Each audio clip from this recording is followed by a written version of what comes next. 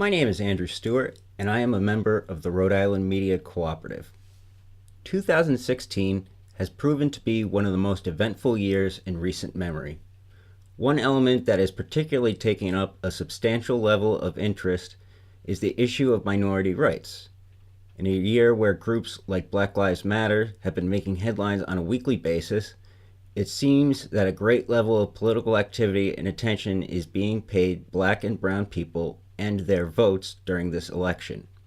In order to better understand this group, I have spent the past year talking with voters across America, asking them about both the election and what they hope to hear talked about the day after they cast their ballot.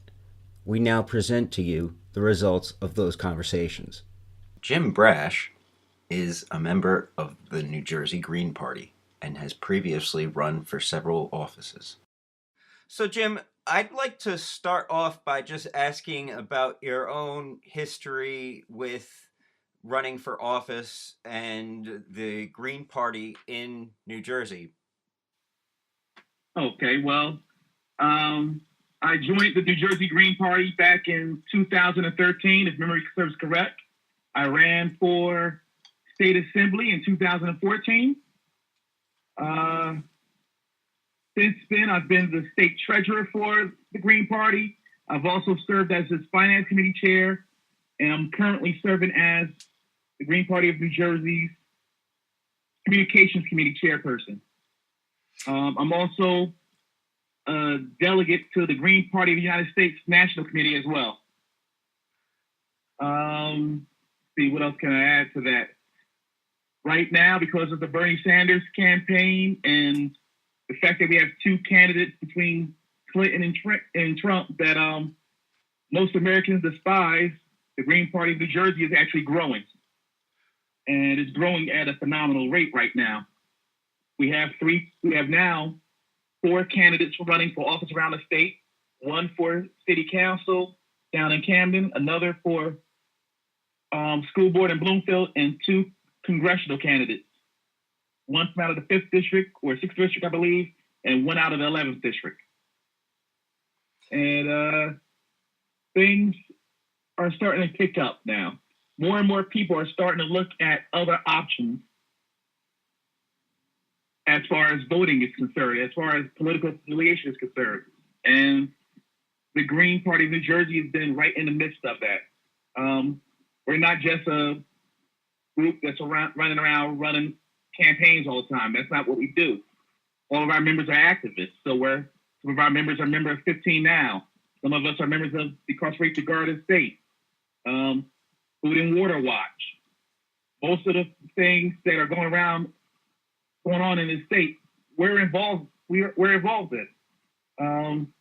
That's just how it is. We work with our neighbors. We actually participate in our communities. We don't just come in like some Dems do around election time and fly back on out once they've won, once they've gotten those votes secured. And we actually work in our communities. We live in our community. We participate in our community. And I think that's important about being part of, for me, that's a big thing about being part of the Green Party of New Jersey, is that we genuinely participate in everything under the sun that you can think of that's an issue in New Jersey. There's a Green that's participating in some form or fashion. I believe there's just over 2,000 registered Greens in the state of New Jersey. And that number keeps on growing and growing and growing. When I first joined the Green Party of New Jersey, it was a handful of people attending a meetings at one of the founding party members' homes down in East Windsor. Now, you have several dozen people showing up to these meetings on a regular basis. And with Jill Stein running for office this year, she's come to New Jersey for several events now. She was here back in March for our state party convention, which she was the keynote speaker for. She did a town hall event at Rutgers, and she was able to do another event, a March for Environmental Justice down in Red Bank. And so, and she'll probably be back here November 4th as well, back in New Jersey and we're trying to organize something else for her. I wanted to ask next, because New Jersey is one of your classic East Coast Democratic Party machine states. What were some of the things you noticed about the way that machine treats people of color, low income people, and the people who are usually disenfranchised within the districts that you were campaigning in? Well, I tell you this. The district I live in currently, is a Republican district. A Democrat cannot win my district. That's just due to gerrymandering. That's just how gerrymandering works.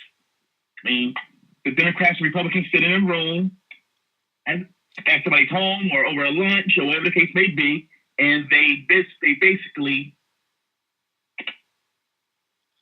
divvy up the state politically. They draw the map up and divide it up however they feel it should be done. And when I was campaigning personally, I had the Democrats calling me, asking me why am I running, that I'm hurting them by running. I had to deal with that.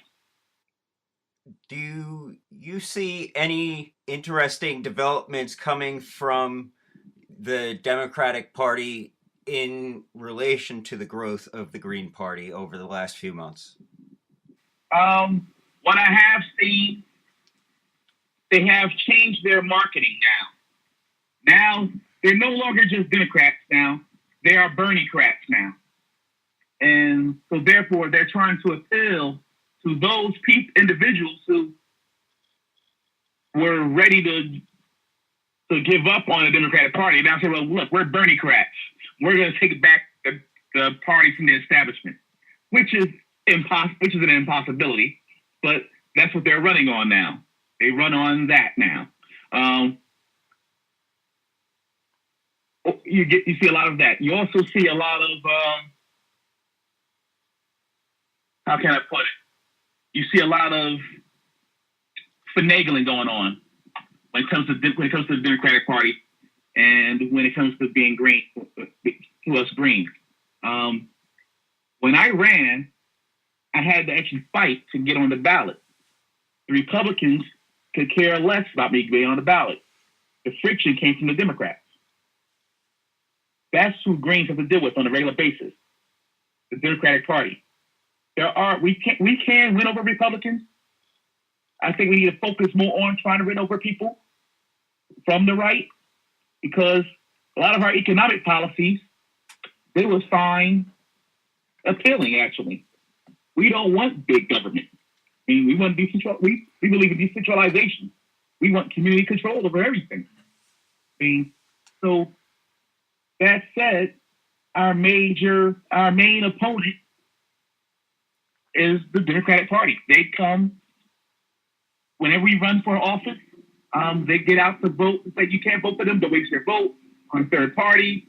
You know, the same old. They bring out the same tired tropes over and over and over again about why you shouldn't vote third party.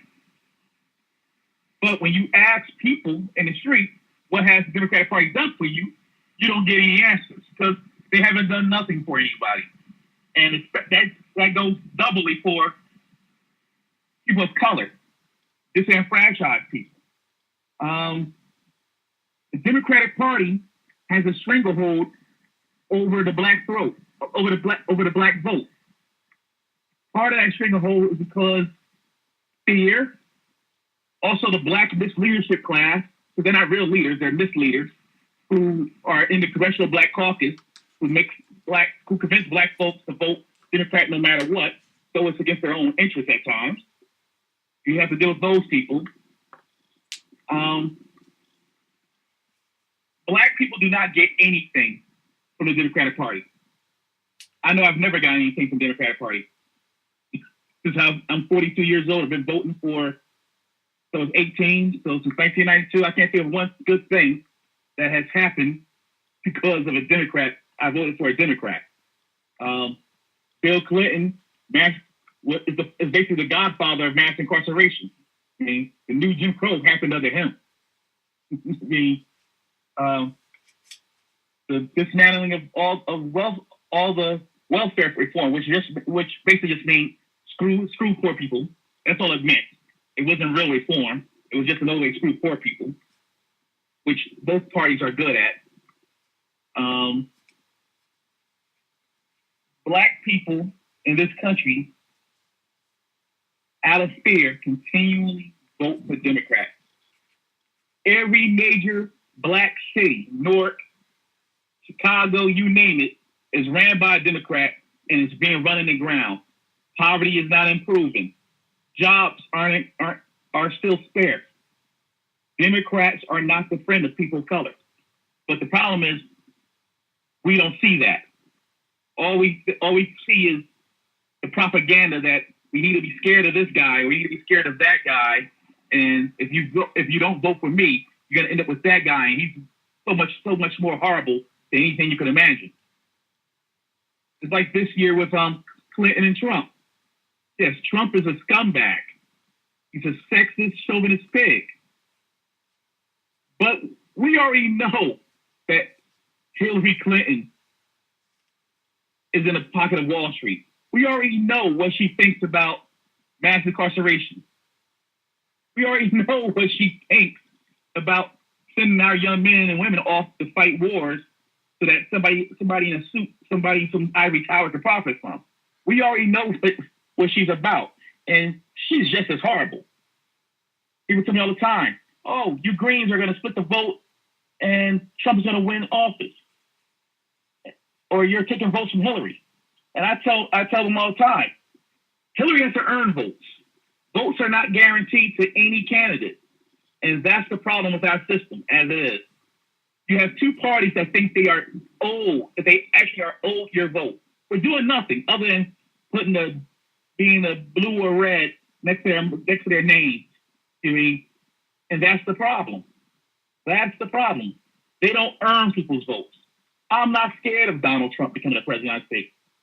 My problem is the people who support him, because whether he becomes president or not, the movement of folks that's of angry white males who are blaming foreigners, immigrants, Muslims, blacks, and everybody else but themselves for their problems will still be there, whether he wins or loses.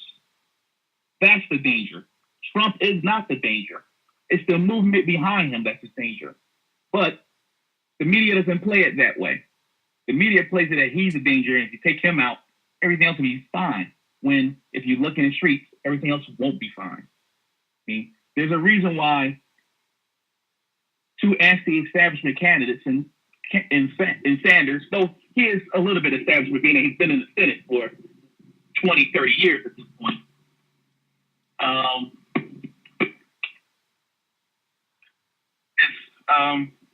It's simple to say about that. People are tired of professional politicians. People are tired of corruption. And I tell folks, well, if you're tired of this type of thing, then vote Green Party. We're not professional politicians. I mean, sometimes that really hurts us because we don't run the best possible campaign, because we're not professional candidates. We're not corporate candidates. Why? Because it's in our bylaws. We do not take corporate money. You cannot take money from a small business as a Green. It's against our rules. It's just the way we function. I mean, we're self-funded. I mean, that's how it is. I tell folks that you're not throwing your vote away, be you black, white, green, if you vote for Jill Stein this year. It's not a throwaway vote. It's not a protest vote. Right. Eugene Debs, a great quote from him is that he'd rather vote for what he wants and not get it than vote for something he don't want and get exactly that. And that's how it is this year. I don't want Hillary Clinton, so I'm not going to go and give her my vote.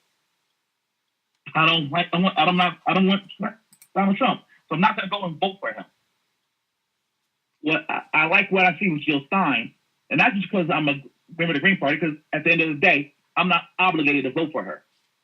But I think among the crop of third-party candidates, she heads the field as far as I'm concerned. I think she's a much better candidate than Gary Johnson, who can't seem to know any You probably can't point Aleppo on a map if you gave him 30 chances and all that was on the map was Syria. I mean, the guy is not the brightest light as far as foreign policy.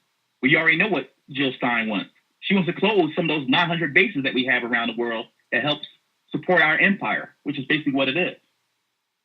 And I tell folks that Hillary Clinton has to earn votes. Nobody's taking votes from her. She has to earn them. Same thing as in 2000. Everybody still blamed later for Al Gore. No, Al Gore needed to earn those votes. He didn't. Al Gore needed to stand up for himself against the Supreme Court and demand every last vote be recounted. He didn't do those things. So he lost because of himself, not because of something that the Green Party and Ralph Nader did. And I'll say that again this year, if by some chance Trump pulls the upset, being that he's polling so far behind her at this moment, if I hear Democrats tell me about the Greens did this, Greens did that, I'm going to say you ran a horrible candidate and she couldn't earn the votes. And now, if you're looking, you're starting to see African Americans. When you talk to younger African Americans, not the millennium, they're not interested in Hillary Clinton. They're just not interested in her. I mean, she has nothing to offer them. See, they're thinking for themselves. In their parents' generation, they're going to vote Democrat. Even if the Democrat is stabbing them to death, they're still going to go vote for Democrat. And but the new generation, the younger generation, they're thinking otherwise. They're thinking about voting Jill Stein. Some are thinking about voting Libertarian Gary Johnson. And to each their own. But there's a sea change happening right now in politics. The Libertarians from the right and the Greens from the left are actually moving from the fringes and becoming part of the mainstream discourse for the first time in a very, very long time. And that's a good thing, I believe. And now with all the social media happening and everything's about Twitter and Facebook and Tumblr and all these other sites that's out there, half of which I don't even understand,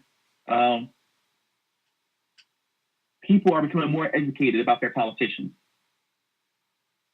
People are becoming more conscious of the world around them, and they're seeing for themselves. I mean, and a lot of those people are looking at the Green Party and saying, you know what? I believe in grassroots democracy. I believe in environmental justice. I believe in these things that these people are talking about. And they're starting to come in. And last year, we got a handful of new members in New Jersey. I think there's several dozen new members this year. Most of them are all former Burners, because our message is very similar to what the message that Bernie had, but I think Jill takes it, and the Green Party takes it a little bit, a few steps further. And people are identifying with us. And our one candidate that's running down in Camden for city council is African American, the black candidate, and he's running green against a Democrat. Right. We're seeing these things. We're seeing it all over the country. I mean, at some point, the Dems will lose their stranglehold on votes from communities of color. At a certain point, these people in these neighborhoods are going to see that voting them every 4 years, every 2 years, every 3 years hasn't gotten them anywhere. Right. I mean, and once more, and that's the big thing, is people opening their eyes to see that voting for Dems haven't gotten them anywhere. I mean, it's like from the other side, you have a lot of folks who vote Republican and they're feeling, a few years ago, we had this Tea Party thing where it was all the Tea Party people running. And they were beating regular established Republicans left and right. And, well, now you're going to start seeing a movement of people starting to vote Green or some other independent political party or candidate. It's starting to happen. You're going to see it. I wouldn't be surprised to see a Socialist Party candidate winning a major seat. We've seen that already with Kashama Sawant out in Seattle, being openly socialist and winning a city council seat. And things are changing. I mean, 2 years ago, Green Party ran Howie Hawkins of the New York Green Party, who's openly socialist, along with Brian Jones, a member of the International Socialist Organization. And they did well. I mean, they did well. They actually got votes. They got enough votes to get New York now has ballot access on a regular basis because of this. There's a lot of I don't want to use the word opportunity. There's a lot of good things on the horizon for not just the Green Party of New Jersey and the Green Party of the United States, but for independent political action nationwide, be it from a socialist, anarchist, green, whatever you may be. Green. And I think that's a good thing. I just think getting African Americans to be more open to the ideas of voting for someone not a Dem is gonna be right now it's still like pulling teeth, but I think that's gonna improve at some point. I believe that more and more Blacks and Latinos will vote Green when they start seeing more Black and Latino Green candidates, which is something that we're working on. Mm-hmm. I voted for Nader several times, but I never wanted to join the Green Party because always the Green Party was a bunch of white middle class, upper middle class environmentalists. That was the impression I got. That's just what the impression was. And it took me actually reaching out to them and meeting some of them to realize that it's more than just what that initial impression that I get from them. But it's a building a new political party in this country takes decades. Right. I mean, at one point, the Republican Party was the new party on the block. The party of Lincoln was the new party on the block. Not that 100 or so years ago, and against the Dems and the Whigs. I mean, who knew? It took a few decades.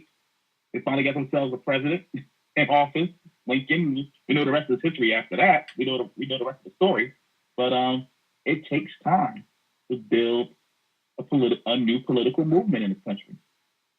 Right. It does. I mean, and part of it is making sure you're connected to active social movements around you. So the Green Party was the first party that I could think of that came out and supported Black Lives Matter.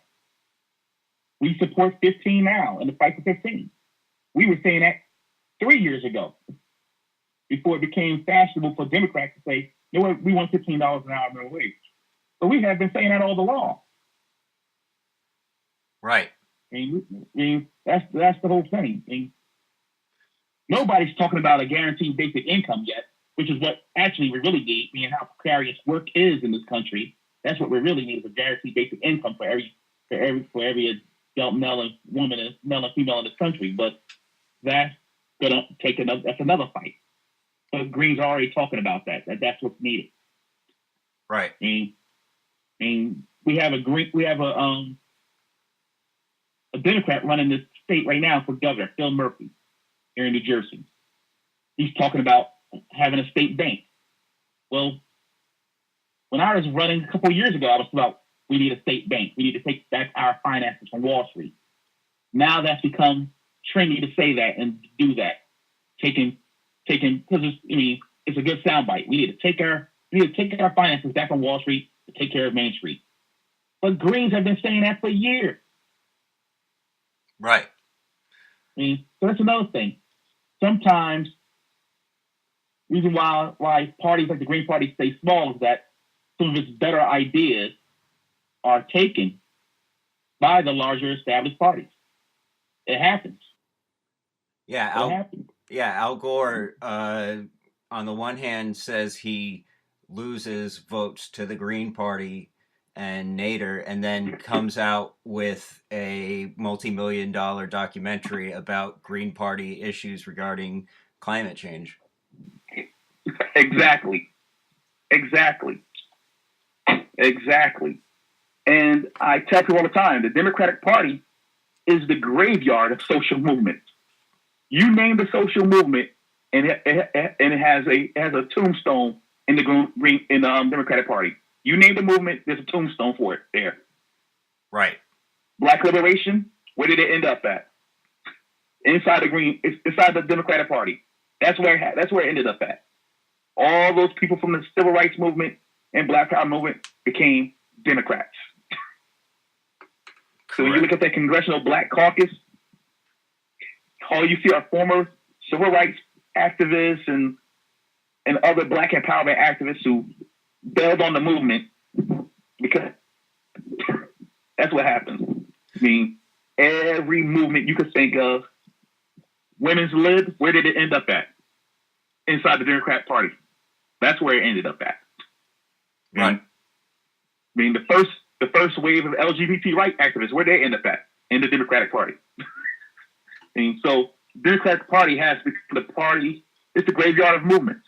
I mean, they're trying to co-opt Black Lives Matter, but they have been getting resistance on that one. Because Black Lives Matter is dominated by young people who could care less about civility and pretense and these things that the people that wear suits and ties care about. He's care less about. I mean, they want some actions taken. They want to know why is it okay for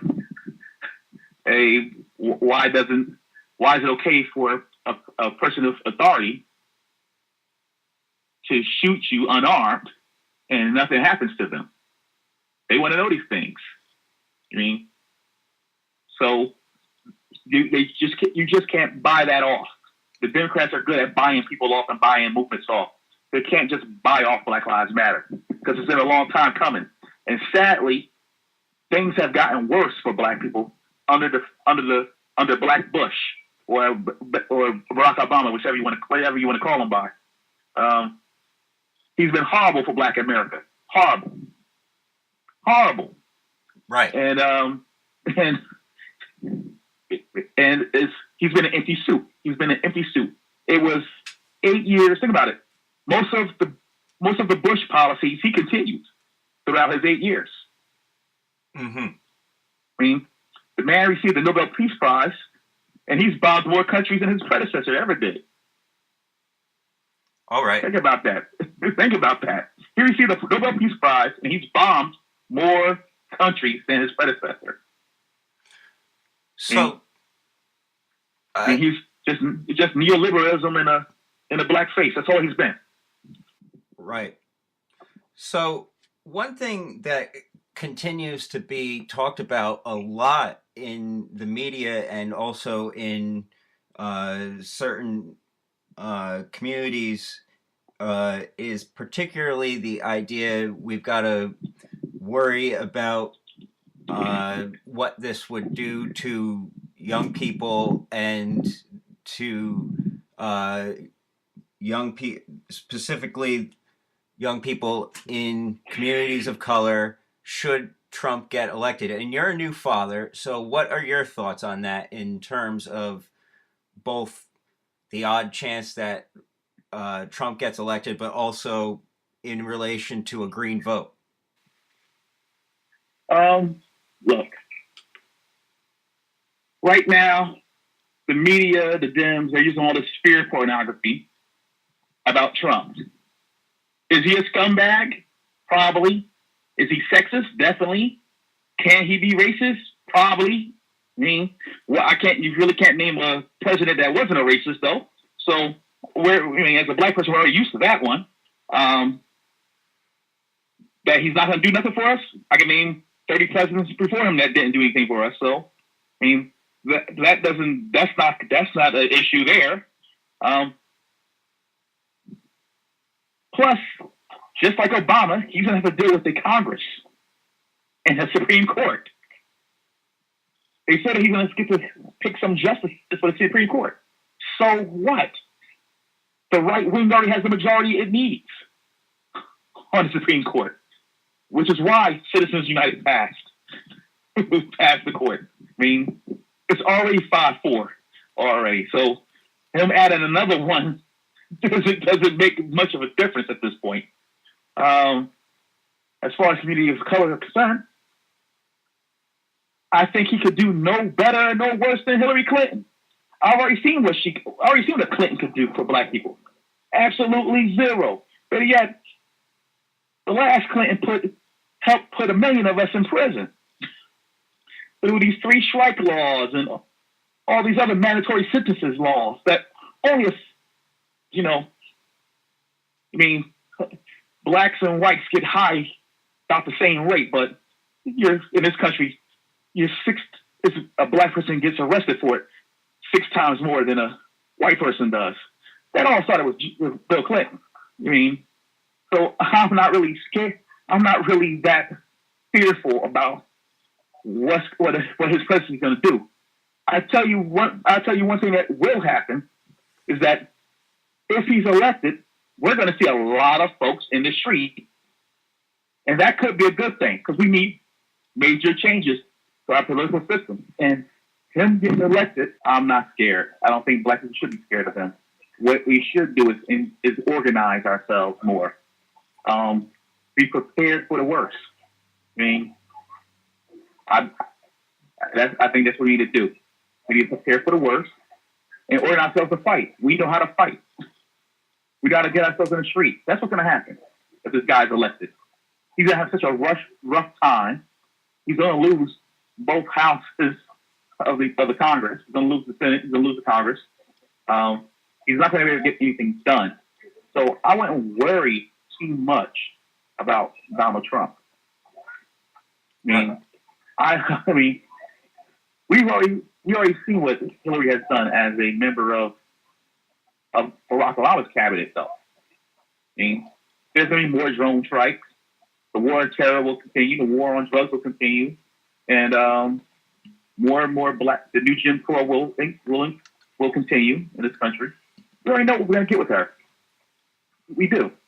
Trump is an unknown, and I think he's unfit to lead, but that's not going to deter me or anybody else that has a conscience to vote for her. She's a horrible candidate. Period. She's a horrible candidate. Gotcha. I'm going to sleep good at night. I will sleep well. Whether he wins, she wins, I'm going to sleep good I will sleep good the next night, no matter what. So, Black Lives Matter, which you've touched on already, is emerging in the mainstream with a level of political and social acumen that has not been seen in quite some time within the mainstream. What are your thoughts on its evolution?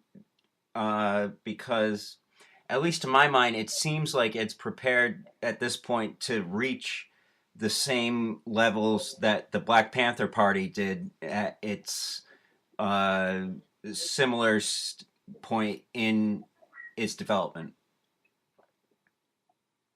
Let me think about that. I think it's still in its infancy as a movement.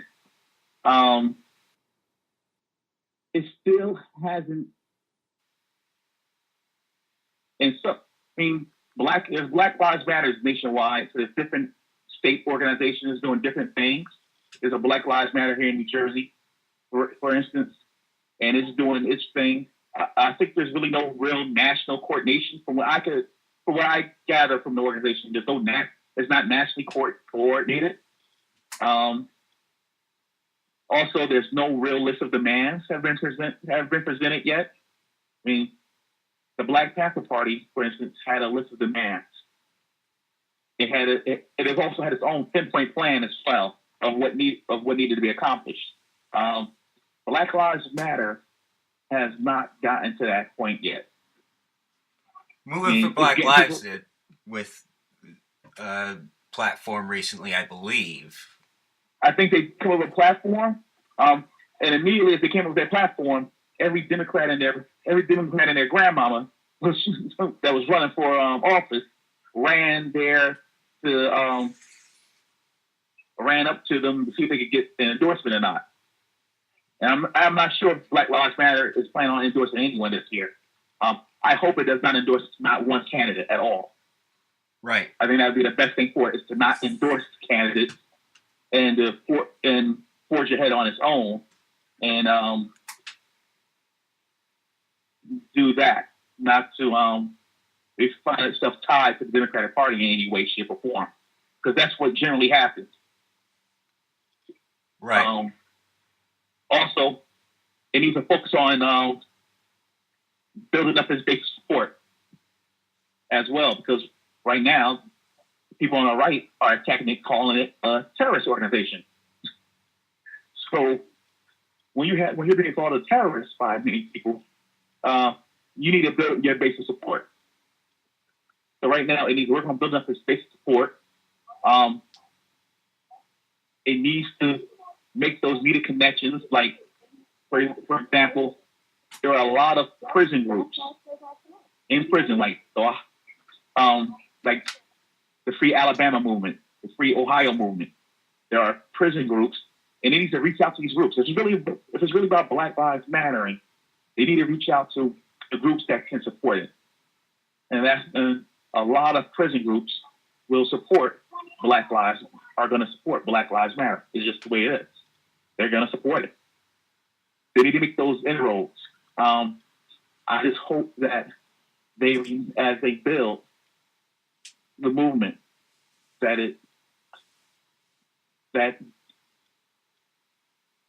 the young people involved don't become discouraged.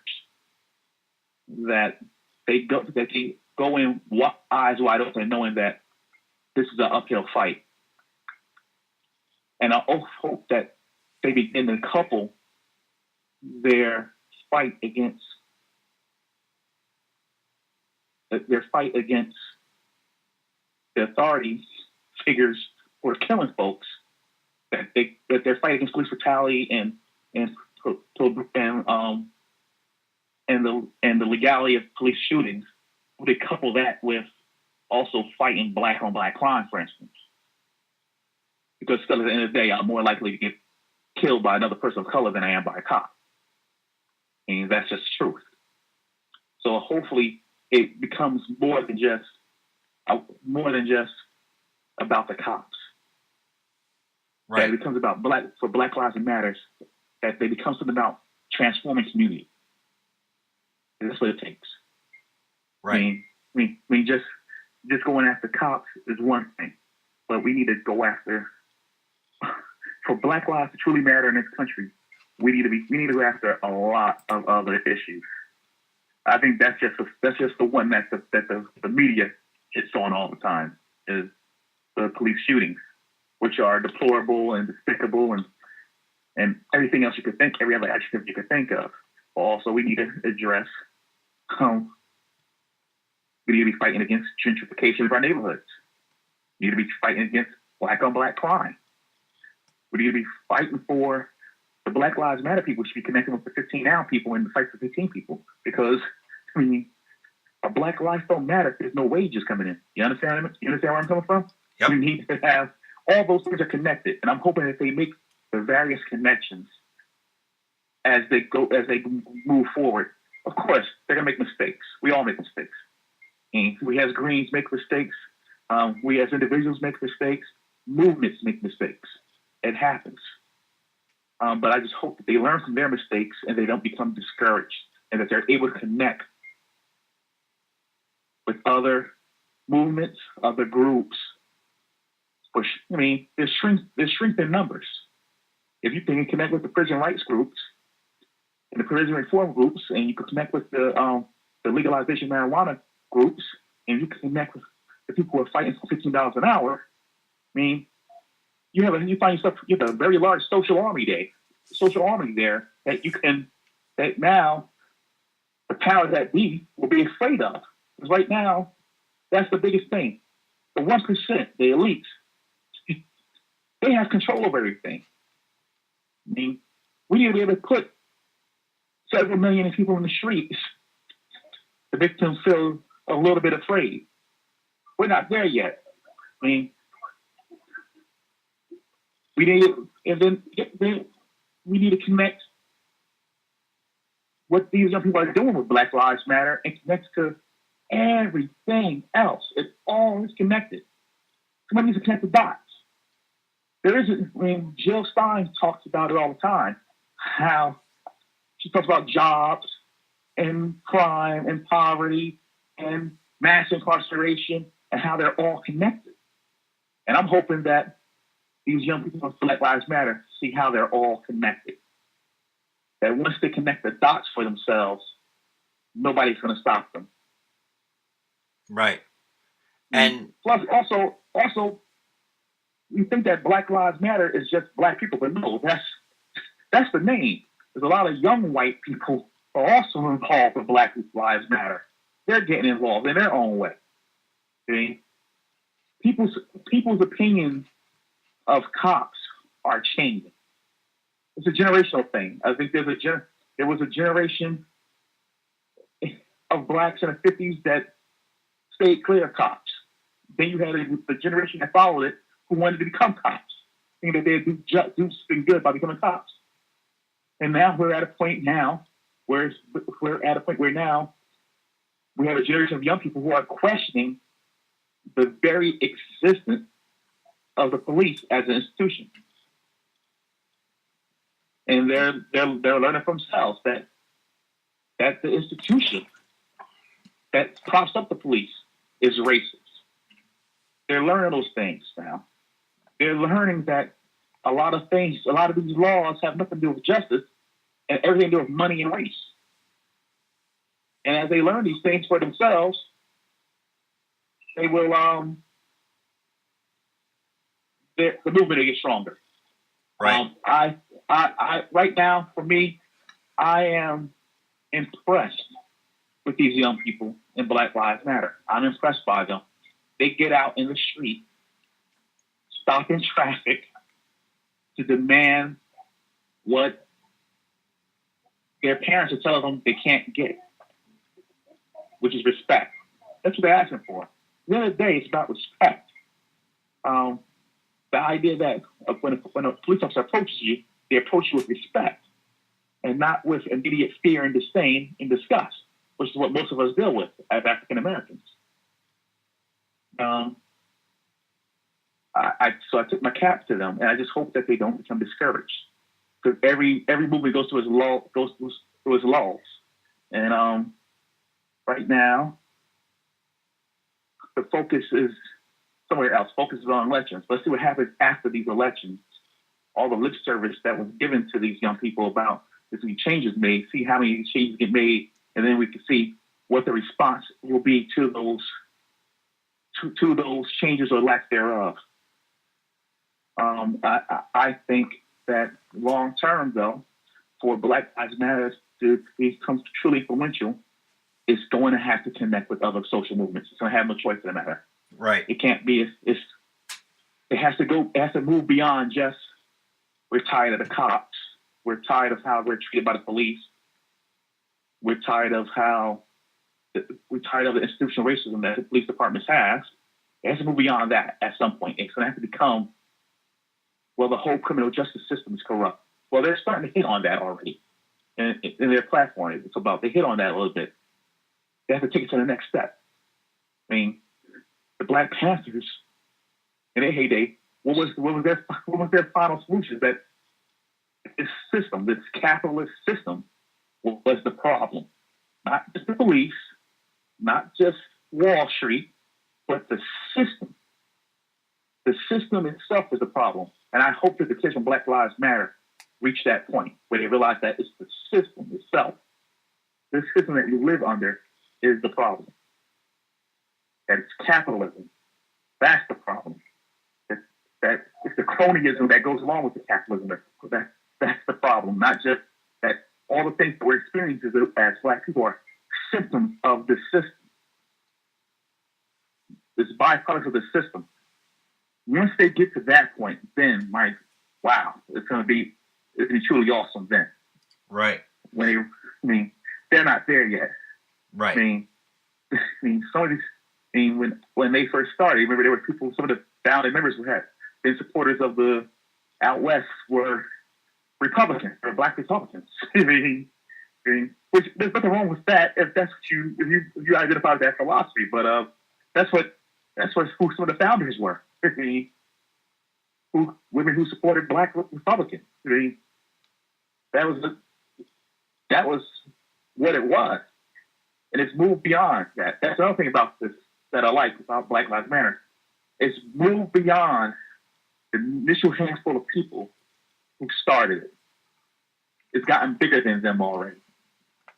I mean, they're now just footnotes in the story. I mean, here in New Jersey, the Black Lives Matter group here are connected to, it looks like they're very well connected to churches, to the various churches. And that could be a double-edged sword at some point because we already know that from history that a lot of these churches, a lot of these Black churches are in the pockets of Democrats and will hold movements back as to not embarrass somebody or will hold these young people back from actually challenging the system itself because they benefit from the system. And which is why I think the analogy to the Black Panther Party it just isn't there. It's just not there yet. What those brothers were doing 40 years ago, 45 years ago, they were trying to not only help their people, but they were trying to take down the system. Right now, Black Lives Matter is not doing that yet. They're not on that level yet. I mean, but I hope that when we hear about the first Black Lives Matter soup kitchen or after school program, you make sure you reach out to me and you call me though, so we can figure out where things are headed to next. Right. But like I said, right now it's in its infancy. It's just in its infancy, and hopefully it will make enough good decisions that it will be able to weather the storm. Right now, everybody's, like I said before, I'm not going to repeat myself, but they're actually calling these young people a terrorist organization. I mean, to me, I heard that. Of course, the Fox News heads. I mean, I heard that, and I'm hearing terrorist organization. These kids haven't hurt nobody. They haven't gone out and done anything wrong to anyone. They haven't committed any crime against anyone. Why are they being called referred to as a terrorist organization? And the only reason I think of that they're being called a terrorist organization is because they're mainly Black. I can't think of any other reason other than that, because it's Black youth standing together. I mean, if it was a group called White Lives Matter, would they be called a terrorist organization? I don't think so. Right. I mean, even though there'd be some media frowns about that one, but I don't think they're gonna be called. I don't think they'd be called a terrorist organization. Like if a fight say, change your name, guys, that doesn't sound right, and leave it at that.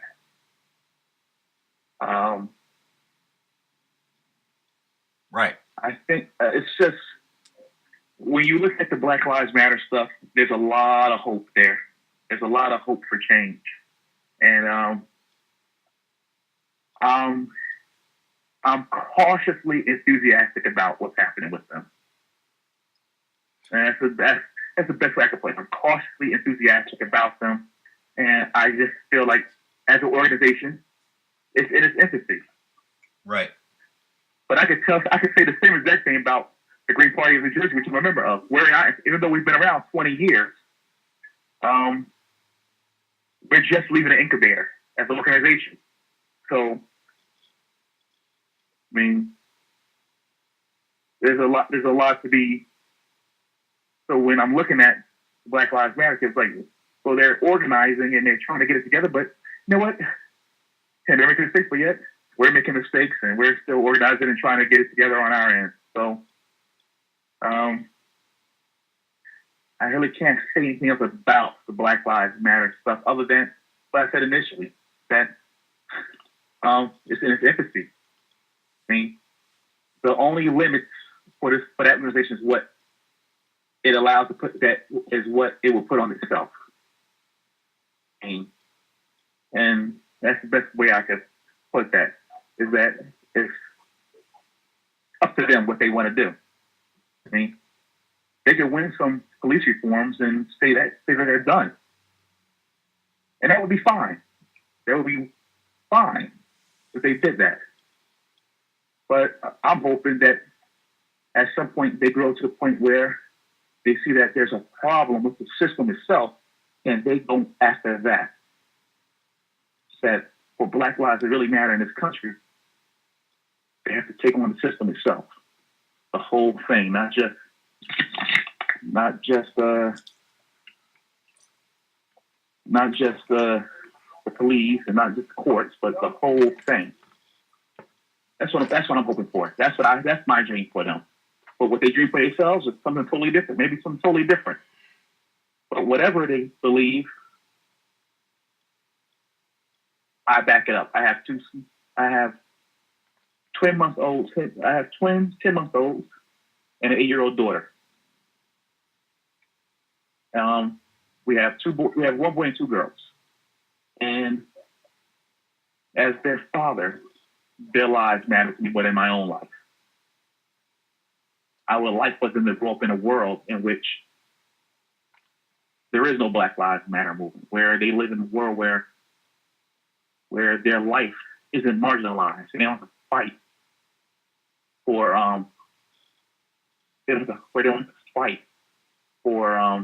validation of their humanity. Right. That's what I mean. That's what I want for kids. Right now, you're Black in America. You have to fight to have your own humanity validated.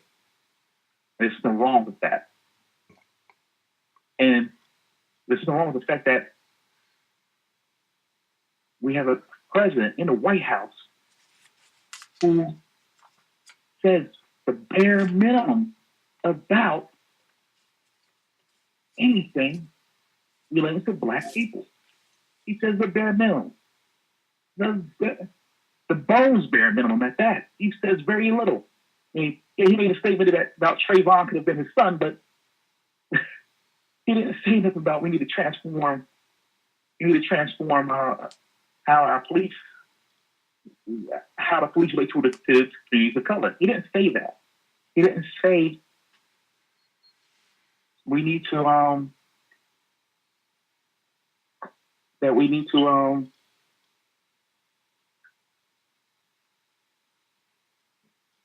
do fundamental improvements. Yes, we didn't. Barack Obama is such a disappointment. I just don't know where to begin with him when I bring him up. It's such a disappointment. I knew going in that he was a disappointment. I didn't decide to vote for him in 2008 to the very last moment. I kicked myself in the head all the time for not searching out who Cynthia McKinney was when she was one of the Green Party that year. I should have did more, and I should have gave her my vote. Because from the moment I walked out of that booth in 2008, I had that sickening feeling in my gut when it comes to Barack Obama. I had that sickening feeling. I knew he was an empty suit.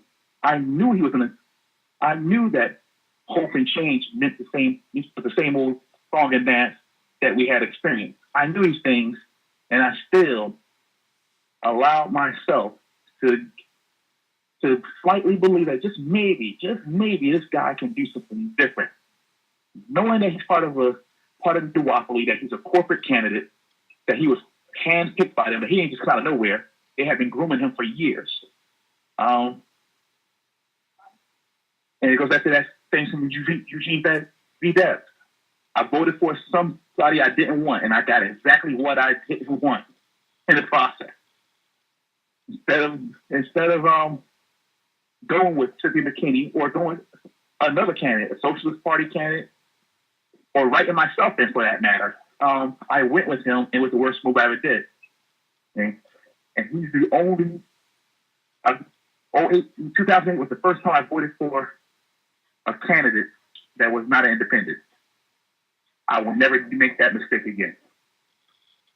I mean, every time I ever voted previously for president, the candidate was either a member of a socialist party or was Ralph Nader, was him twice. It was for a third party. And 08 was the only time I ever voted for someone not a third party candidate. And I will never ever make that mistake again. I mean, but going back to where we were talking about is that during 8 years of under the Barack Obama presidency,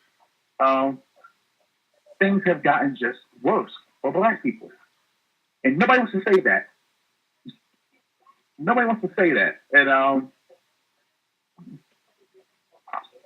I don't know why they don't want to say it. Well, my reasoning is that, Black people don't want to say it because he's Black. And to me, that's just a cop-out. And I think the guy has been horrible. If I had to give him a grade as a president, I would give him a D. And give him a D is generous. Guy's been horrible. Foreign policy, horrible. Domestic issues, horrible. But you know how it is. Among some people, he's black. Let's not throw him under the bus. But I just couldn't subscribe to that. I've been throwing him under the bus and running him over every chance I've gotten for the past 8 years. I just what I've been doing. Just a horrible president. And for something like Black Lives Matter to appear while he's president should speak volumes to Americans. It should speak volumes to the rest of the world that you've had 8 years of a Black president and Black people are still going for these type of things. Right. That should be a topic of discussion, but nobody's discussing that this guy sucks. Yeah, this election, it's both parties saying under their breath, it seems, a repudiation of Obama's policies in one way or another. But his policies weren't even his own for the most part. His policy, he continued the same neoliberal line of march that W started, that Clinton started. It's the same line of march. He didn't deviate from the line of march. He said, we're going to close Guantanamo. When did that happen? We're going to fall to Afghanistan and Iraq. That hasn't happened either. But we have gone to Yemen. We've had soldiers dying in Benghazi. We have advisors currently in Syria, training rebels or whatever they're doing over there. Things are getting worse. Have gotten worse with his presidency. Now, if you make a lot of money, Obama's been good to you. Even if you're a 1%er, Obama's been good to you. If you're a 1%er, you should be kissing his black ass. But for the rest of us, the 99%, Obama's been horrible. And the same thing other than he's been horrible is a lie. Will be a lie. Right. Are there any other points you would like to bring up in closing? I would tell folks, whether they're black, white, brown, green, polka dot, that this year, election is serious. Do not vote for the lesser evil this year. Vote for the greater good. That greater good this year is Jill Stein. And that she's the only candidate that's putting people and the planet before profits. And that's a rare thing. That's a rare thing today. And I'll also tell folks that we need to start thinking about, you need to look back and start better understand our history before it repeats itself right now.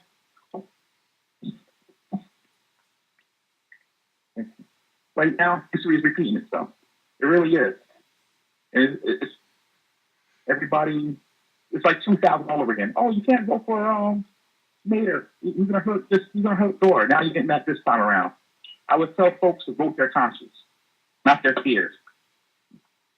I mean, that's what you're supposed to be voting. You're not supposed to be voting your hopes, not your fears. If you're gonna vote your fears, you vote Hillary.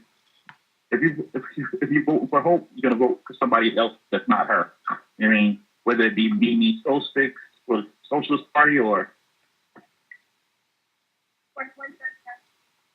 whether it's Jill, it's fine, doesn't matter. Just vote your conscience here. Vote. I would tell folks to vote their hopes and dreams and not their fears and anxiety. Another thing I would say would be that.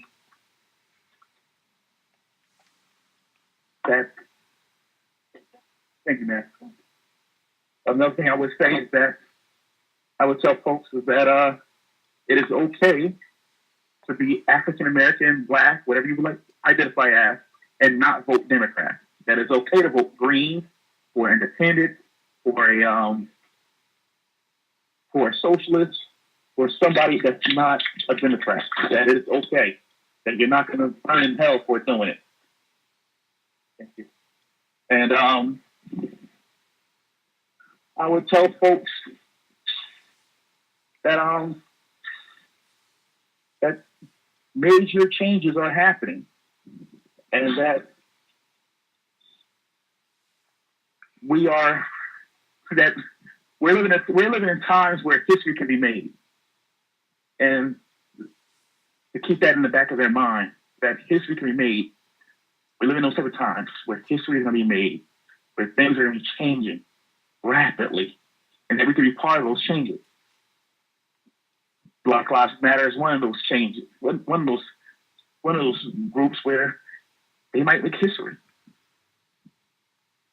They might be those changes. Black Lives Matter might be a change-making organization.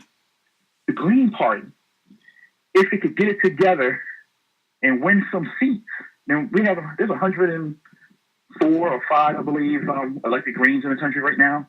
No, it's well over 100. I don't know the exact how many over 100, but if we could win a Senate seat, a congressional seat, win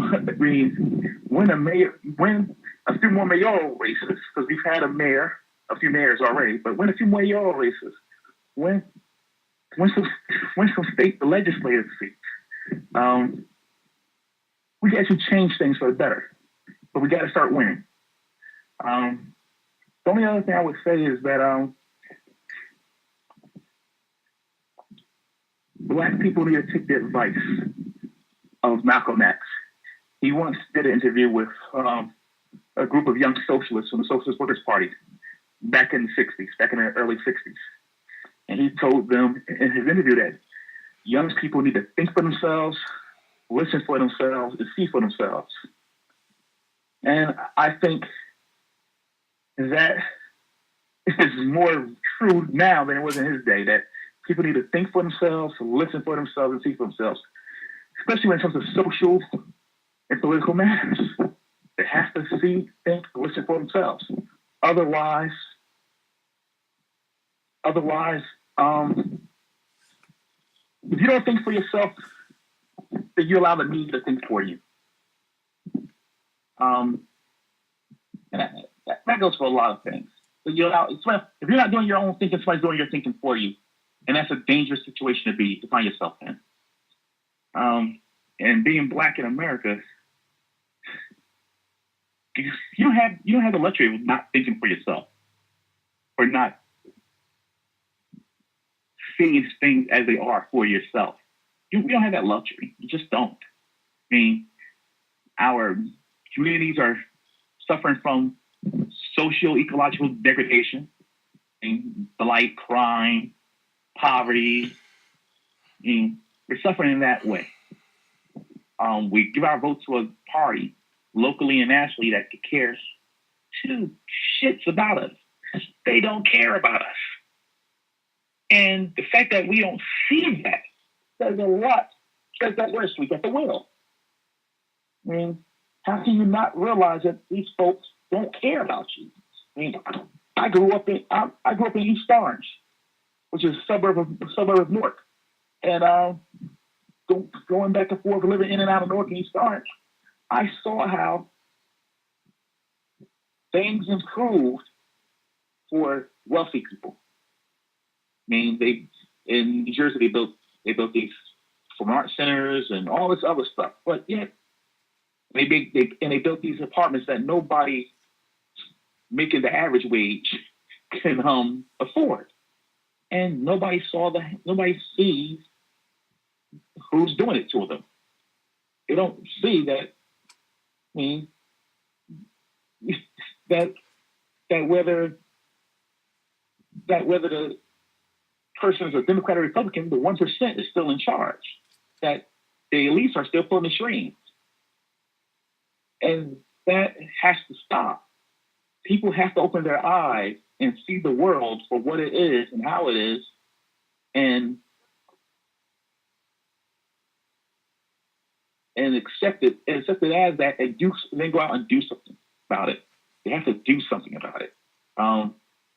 For me, I've been an activist a lot longer than I've been a father. I mean, I've been active. I started almost 30 years ago, attending rallies, and I was involved with the Black Consciousness movement back then, and the Pan-Africanist Congress, connected with those groups here in the States, and I got involved in the anti-war movement back then because it was Iraq. That's the first time I went to Iraq, and I didn't look back. I mean, I knew right away that there was something wrong with the system itself, and that's why I became a socialist. At that point in time, I knew there was something wrong. I mean, now I can see myself a watermelon. I'm green on the outside and I'm red and black on the inside. I mean, and I believe that that still the system is the problem, and that no president, no law, there's not enough laws can be written that can make this system work in the benefit of Black people. It's just, we need a whole new system. If the masses of poor people in this country, whether they're white or Black, want real change, want to live really good lives, this system has to go. It doesn't matter how many of us get through the cracks in the loose site, they'll rise up a little bit. The masses of people in this country are doing bad across the board. People are doing bad in this country. I mean, Black people have always been especially bad because of racism. But overall, things are not improving unless you're rich here. And both political parties are tied to wealth. They are the establishment parties. And I would say, in conclusion, that people need to look at the anti-establishment party. They need to look at socialists and Greens. Better yet, go do like the brothers in Baltimore are doing, who started their own all-Black party. I mean, the Ujima People's Progress Party in Baltimore. They started their own thing down there. I mean, do what you have to do, but I mean, it's time. If you're Black in this country, if you're poor in this country, if you're working class in this country, it's time to cut your ties to the duopoly. You got to cut yourself free from both Democratic and Republican parties. You have no choice in the matter if you want to survive. They're not your friends. They're not going to help you. They're just not. Not on the big issues. They're not going to help you. They're not going to put dollars in your pocket. They're not going to make sure you have benefits, and they care less, which is why it's so frustrating to be in a union, knowing that my union is tied to the Democratic Party, and unions have been going down the tubes for decades now. Since the late 70s, unions have been going down the tubes, and yet we have these union leaders telling us, vote for Hillary, vote for Hillary, she's going to help you out. No, Hillary's for the TPP. She doesn't care about my job going overseas. I mean, it's stuff like that. But I would just tell people who are listening, who get to listen, take Malcolm X's advice. Think for yourself, listen for yourself, and see for yourself. And then I would tell them, start reading. Read everything they can about politics that they can get their hands on, about social movements, to get their hands on and educate themselves. Because after you're able to think for yourself, see for yourself, and listen for yourself, you got to be able to come up with a plan of action of what you're going to do next. And only way you're going to do that, be able to do that, is by educating yourself. Thank you for listening today. You can follow along through our Facebook page or on Twitter via @RI Media Co-op.